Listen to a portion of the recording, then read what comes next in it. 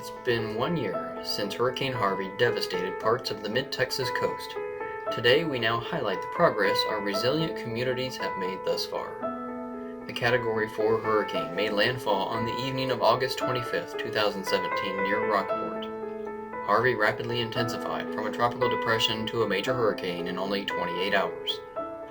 With sustained wind speeds around 130 miles an hour and gusts as high as 150 miles an hour, the hardest hit communities in the coastal bend were Rockport, Fulton, Copano Village, Port Aransas Pass, and Refugio.